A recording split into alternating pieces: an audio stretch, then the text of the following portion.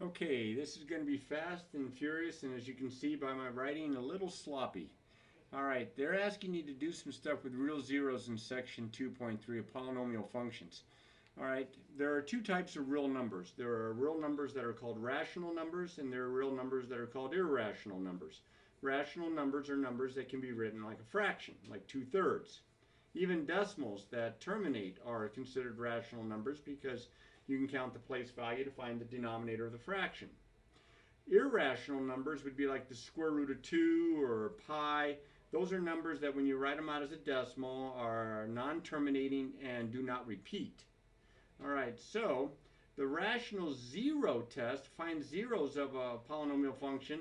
The rational zero test says that if you have a polynomial function, and I know it's a little hard to read, but this is a sub n x to the n plus a sub n minus 1 x to the n minus 1 plus dot dot dot a sub 2 x squared plus a sub 1 x plus a sub 0. That's a 0 there. That's your constant term. That's your lead coefficient. Degree n, that's your constant term. Okay, if the coefficients, all the a's, if they're all integers, no fractions, no decimals, all integers, even 0, they can be 0, but all integers, every rational zero of f would have the form p over q, where p and q have no common factors. That means they're not like both divisible by 2 or both divisible by 3 or something like that. Other than 1, of course 1 divides into everything. P is a factor of the constant term, q is a factor of the lead coefficient. All right, so in these problems, these first couple of problems, they want you to make a list of all possible rational zeros. So you have to do this p over q thing. Now you have to figure out what p can equal and what q can equal. So you go to the, here's the first example. This is part A. It says here that this is 1x to the third plus x to the second minus 4x minus 4. My lead coefficient is 1. My constant term is negative 4. For all intent and purpose, it doesn't matter if you think of it as negative 4 or 4, because when we consider integers that are factors that divide into it, we want to consider both positive and negative. All right, now p, the numerator of these rational zeros, if there are any rational zeros, they have to fit this form. P would be a factor of the constant term of the negative 4. So for negative 4, what are factors of negative 4? Well, plus or minus 1, positive 1 or negative 1, plus or minus 2, positive 2 or negative 2, those all divide into negative 4, and even positive or negative 4, because those numbers divide into negative 4 as well. You list all the integers, positive or negative, that divide into negative 4 with a remainder of 0, that are factors. All right, that's for P. Here, I'll put P next to it. Okay, Q would be the coefficients of the lead coefficient 1. Well, this is going to be easy. All right, this is for Q. What integers divide into 1? Well, positive or negative 1. So when you figure out what P over Q is for these rational numbers, you take a number from the list here for P, and you take a number here for the list for Q, and you make a fraction out of it. So like I could take positive 1 and put it over positive 1. I could take positive 1 and put it over negative 1. I could take negative 1 and put it over positive 1. And I could take negative 1 and put it over negative 1, but I just get these two guys again. I could take positive 2 and put it over positive 1. I could take positive 2 and put it over negative 1. Or I could take negative 2 and put it over positive 1, negative 2 and put it over negative 1, but I just get these two numbers again. I could take positive 4 and put it over positive 1. I could take positive 4 and put it over negative 1. I could take negative 4 and put it over positive 1 and negative 4 over negative 1, but I just get these two numbers. See, I get 1 and negative 1. I get plus or minus 1. I get 2 or I get negative 2. I get plus or minus 2. And I get 4 or negative 4. I get plus or minus 4. Well, that should make sense, because if these are your possible values for P and you're putting them over 1 or negative 1, you're just going to get these numbers right back. Now, I have a cubic function here. There are as many as 3 zeros. Remember, the maximum number of zeros, real zeros, is equal to the degree of the polynomial. They might all be rational zeros. Remember, zeros are those numbers that when you plug in for x, make it equal to 0. So what this is saying is maybe 1 or -1 or 2 or -2 or 4 or -4 might be a 0. If you plug in for x and evaluate, you might make it equal to 0. Now, there's 6 numbers here. I can have at most 3. So it doesn't mean all 6 are going to be zeros. It's just that from this list of 6, if there are any rational zeros, they come from this list. This is like these are my candidates. Okay? And I have to figure out which ones of these candidates actually are zeros. But that's the first part of the problem. That's what they want you to do in part A. Then it says in part B, use a graphing utility. So I grab my graphing calculator here. I know it's kind of cattywampus. And I grab my graphing calculator, and I'm probably going to have to clear out my whatever I've graphed here. Okay, and then what they want you to do is they want you to graph this on your calculator. So I'm going to type in x to the third plus x squared minus 4x minus 4. And let's see if I have my graph set right. That might be okay. Now, do you see how my graph crosses the x-axis at 3 places? Those 3 places right there are the x-intercepts, but the x-values of the x-intercepts are my zeros. See, there are 3 things that are kind of all related to one another that are all kind of the same. One is the zeros of the function. Those are the x-values that make it equal to 0. Another one would be the x-intercepts, because the x-values of the x-intercepts are the zeros. And then if you set this thing equal to 0 and solve it like a regular equation, the roots to this equation are the zeros to the function, are the x-intercepts, or the x-values of the x-intercepts. So I have 3 x-intercepts there. It looks like, it's kind of hard to tell, but it looks like -2, -1, and 2. And notice that all those values are there. -1 is there, -1, -2 is there, and +2 is there. So all 3 of the zeros look like they're rational numbers, and they are definitely from this list. So for part B, this was part A, in part B, it says, use a graphing utility for f of x so that some of the possible zeros from part A can be disregarded. So I can disregard plus or minus 4, and it looks like I can disregard +1. And then it says determine all real zeros. So I can disregard plus or minus 4 and +1. Okay? Now to figure out all real zeros, if you don't have your graphing calculator here to be able to do the work for you, you're going to have to do it the hard way. You're going to have to set this thing equal to 0 and solve it. Now, as it turns out, I can factor with factoring by grouping, because I can factor an x squared out of the first 2 terms and a -4 out of the last 2 terms. And you see how the binomials are exactly the same? So I can take that out as a greatest common factor, and that would leave x squared minus 4 equals 0, which factors to x minus 2 times x plus 2.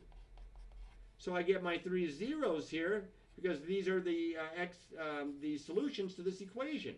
So I have x plus 1 equals 0, or x minus 2 is equal to 0, or x plus 2 is equal to 0. So I get x equals -1, x equals +2, x equals -2. And those are the 3 zeros that my graph, hopefully you can see this still okay, that my graph indicate, because those are the x values of my x-intercepts. So you have a function, you have a corresponding equation. The zeros to the function are the solutions to the corresponding equation. And they're also the x values of the x-intercepts. So they're all kind of related there. All right, so that's the guys right here for problem 55. For 59, I don't think it's quite as easy. Look at this beast. Okay, here's what we got to do. First things first, we got to consider part A. We got to find all the p's and all the q's. Remember, for part A, the p's are the numbers that divide integers that divide evenly into the constant terms. So it's an 8, so there's more. It could be positive or negative 1, positive or negative 2, positive or negative 4, positive or negative 8. And this time, the Q, which is the lead coefficient, or the factors of the lead coefficient, which is negative 2, could be plus or minus 1, plus or minus 2. So I've got 8 of them up here. I got 4 of them up here. Any 8 over any of these 4, that's 32. But there's going to be repetitions. There's going to be positives and negatives that are going to repeat. So P over Q, let's see if you can follow what I'm going to do here. Plus or minus 1 over plus or minus 1 is plus or minus 1. Plus or minus 2 over plus or minus 1 is plus or minus 2. Plus or minus 4 over plus or minus 1 is plus or minus 4. Plus or minus 8 over plus or minus 1 is plus or minus 8. So I have all the easy ones, the ones where the denominator is positive or negative 1. Now I'm going to do these guys over this one. Plus or minus 1 over plus or minus 2 is plus or minus a half. Plus or minus 2 over plus or minus 2, 2 over 2 is 1, that's plus or minus 1, I already have that. Plus or minus 4 over plus or minus 2, 4 over 2 is 2. That's plus or minus 2. I already have that. Plus or minus 8 over plus or minus 2. That's 8 over 2 is 4. That's plus or minus 4. I already have that. So I have 2, 4, 6, 8, 10. I have 10 possible rational zeros.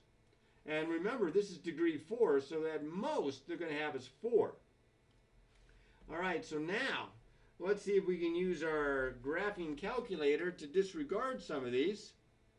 It is important that you find your calculator, or you at least use Desmos or something until you find your calculator, because you're going to need to know how to do this. You might have this on the test. All right, so I'm going to graph negative 2x to the 4th. Oops, I didn't do that right. Let me clear that out. Negative 2x to the 4th. There, I got it. What's the rest? Plus 13 x raised to the 3rd power minus 21 x squared. I'm punching in my calculator. That's what I'm just talking about. It's easier for me to do this when it's tipped and I can see it without the glare. All right, plus 2x plus 8. So I'll show you what I have here in just a second. Negative 2x to the 4th plus 13x to the 3rd minus 21x squared plus 2x plus 8. Now I'm going to graph it.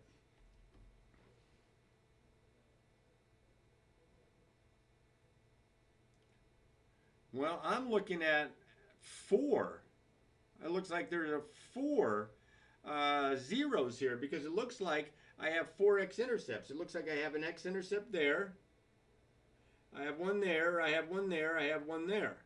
Now notice here, if I count the numbers, the biggest it gets is 4. So I can disregard the plus or minus 8. Okay? Because the biggest it gets is 4, and it doesn't get any, it looks like the smallest it gets is negative a half. That looks like it's halfway in between. I mean, I don't know if that's it for sure, but I can definitely disregard negative 2, negative 4, and then whatever else that's in there. It looks like I got a little bit of everything. It looks like I got negative a half. It looks like I've got 1, 2, and negative a half, 1, 2, and 4. That's what it looks like. I mean, I can't tell you for sure, but that's what it looks like here. So I can disregard the negative 8, plus or minus 8, the negative 2, the negative 4, the positive 1/2. That looks like I can throw those out, and I'm going to keep the other 4. Now, here's the trick. For part C, you have to be able to use the rational zero theorem to be able to, or test, to be able to find these. And that involves synthetic division, which I don't think they've gone over with yet. I think that's coming up. Now, it should be coming up pretty soon, because if you don't have synthetic division, you're stuck. So I'm going to show you synthetic division. You had it last year. You take the coefficients, negative 2, 13, negative 21, 2, and positive 8. Put a total bar, and then I know, at least I suspect, that negative a half works. So I'm going to put the negative a half in here. I just took the smallest one. You bring the first number down, then you multiply, that's 1. Then you add, that's 14. Then you multiply, that's negative 7. Then you add, that's negative 28. Then you multiply, that's positive 14. Then you add, that's 16. Then you multiply, negative a half times 16 is negative 8.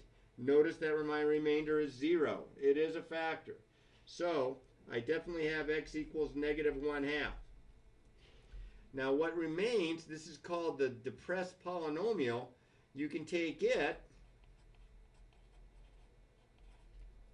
and you can see if it works for some of the other ones that looks like it's going to work. Like let's try 1. So now notice I'm only taking what's left after I divided, the 1. So you bring the first number down, then you multiply. Can you see this? It looks like you should be able to see this. That's negative 2. Then you add, that's 12. Then you multiply, that's 12. Then you add, that's negative 16. Then you multiply them, that's negative 16. 0 again. So 1 is an answer. Now my depressed polynomial is negative 2, 12, negative 16. Let's see if 2 works. Bring the first one down. Then you multiply, that's negative 4. Then you add, that's 8. Then you multiply, that's 16. Then you add 0. So it looks like 2 is an answer. And this is what's left. What I have here is negative 2x plus 8. So that's going to be x equals 4. So that's my other answer. So just like the calculator looked like, I'm able to get those. Now if you had to do those and you don't know synthetic division, you're going to have to depend on the calculator to do all the grunt work for you. So you need to be careful there. Speaking of needing to be careful, look at the next problem. It says find all real zeros of the polynomial equation. Well, it factors a little bit, but you could have as many as 4 real zeros because of the 4 spot right there. That's the degree.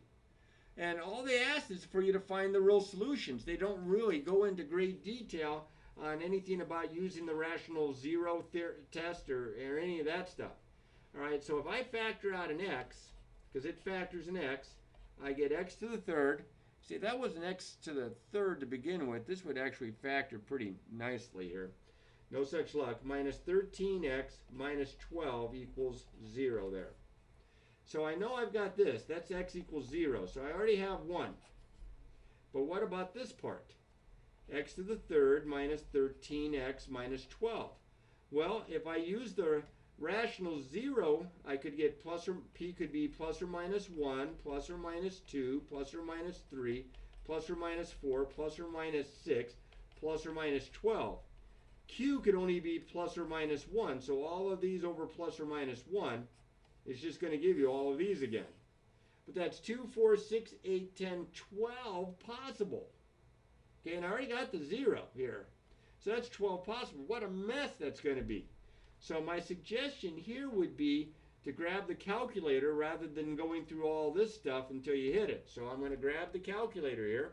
I'm going to push y equals, so I'm going to actually turn it on, and then I'm going to push y equals. And I'll clear that out. And I have x to the fourth minus 13x to the third minus 12x, and now I'm going to graph it. Let's hope for a break here. Well, it went through once. Heavens, the Murgatroyd, it only went through 0. I guess it could have been 12 because this only goes to 10 and negative 10, but none of the other numbers work. And I don't think 12 is going to work. So this is giving me the impression here from the graph, this is my only real 0. And you say, well, no, it can't be. It's going to have at least one more real 0 here. Let me make the window a little bit bigger. Let's go from negative 15 to 15. And then let's graph it again.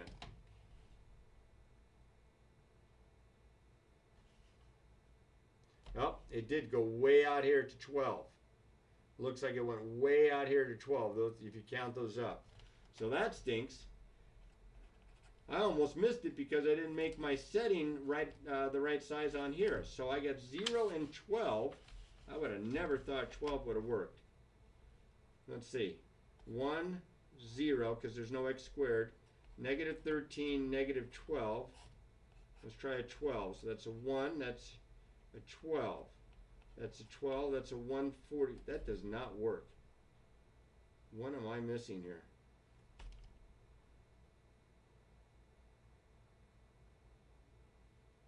Well, maybe that's not a 12. I don't know how we'd go about to find it. This is kind of an odd problem. I may have to come back to this sometime. I just won't have time to do it on the video because I got to be in class in just a couple of minutes. But anyway, you're going to have to use your graphing calculator. Here, let me just solve the equation. I can do that. No, I don't have the right calculator for that. Okay, well, scratch that. Let's go on to the next one here. What's the answer in the back of the book? How cheap is this? I am prostituting myself here by looking in the back of the book to get an answer in a hurry. This is problem number 65. No. Yes. Did I write down the... Do I have the right page here? Problem 65.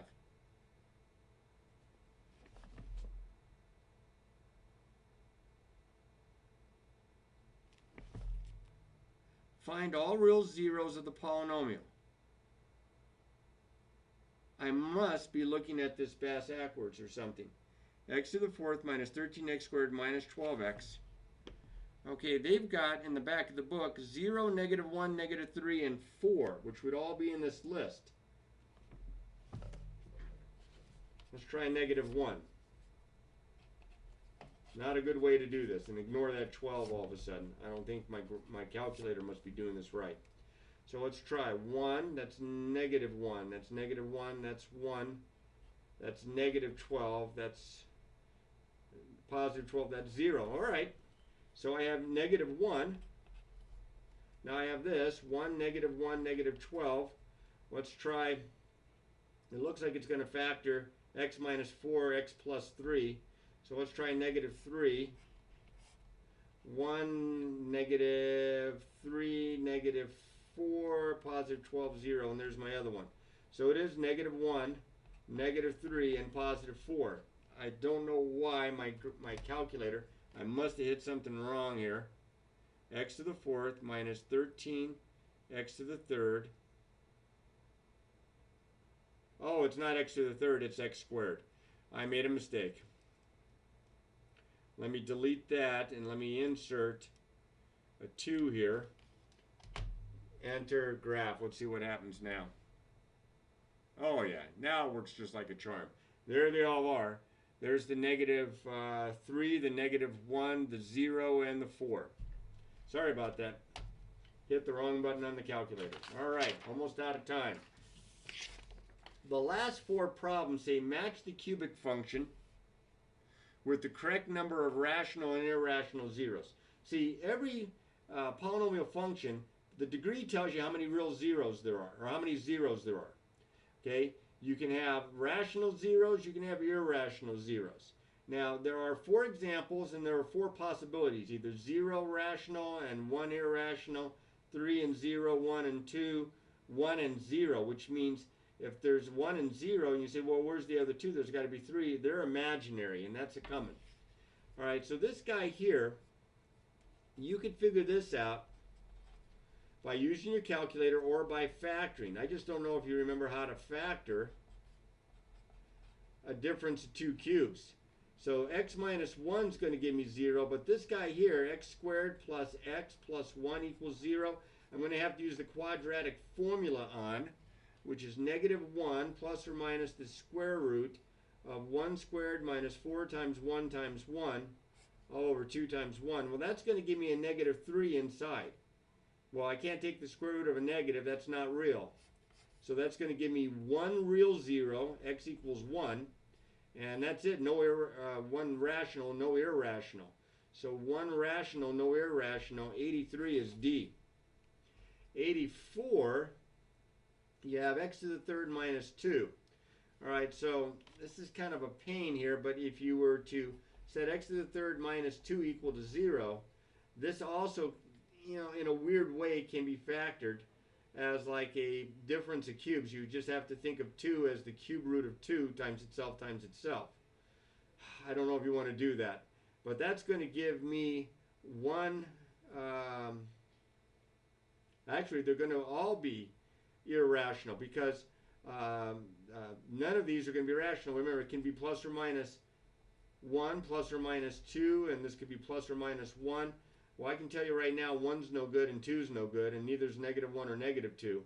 So this one actually matches up with A. This is probably not a great deal of help to you. I'm trying to use some logic because I'm running out of time. Now this guy I can actually solve. Set this equal to 0. You can factor out an x. This factors further farther. So I get x equals 0, 1, and -1. So this has 3 rational zeros, no irrational. This is B. Well, that leaves this one to be D. All right, in D, you've got one rational. No, hang on. What did I forget? C. You got one rational, 2 irrational. See, if you factor out an x, that gives you x squared minus 2 equals 0. You said x equal to 0. You said x squared minus 2 equal to 0. This gives me x squared equals 2. This gives me x equals plus or minus the square root of 2. Those are irrational. That's rational. So 1 rational and 2 irrationals. That was pretty fast. All right, just give me a call if you don't understand because I was doing some babbling there. Hopefully this will help you a little bit, and then we'll work on a review for your upcoming test. Practice, practice, practice.